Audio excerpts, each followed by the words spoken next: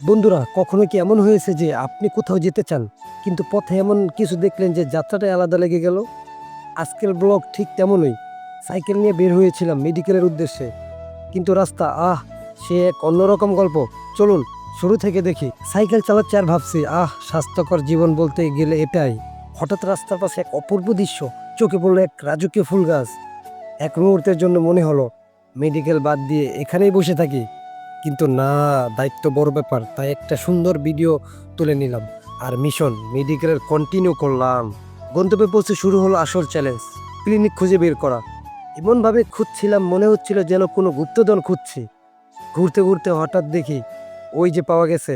একেবারে দৌড়ে ঢুকে গেলাম ক্লিনিকে।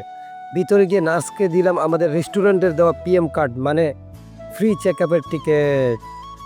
নার্স বললেন অপেক্ষা করুন। মনে হলো যেন কোনো সুপারস্টারের সাক্ষাৎ পাওয়ার জন্য অপেক্ষা করছি। কি আর করা, ধৈর্য ধরলাম। একটু পর ডাক পড়লো ডাক্তারের চেম্বারে।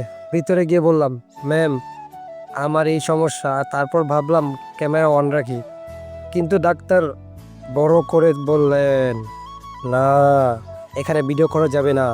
বুঝলাম হাসপাতালেরও কিছু রুলস আছে, সেগুলো মেনে চলাই ভালো। বাইরে এসে আবার অপেক্ষা। তারপর নার্স এসে বললেন, এই নিন আপনার ওষুধ।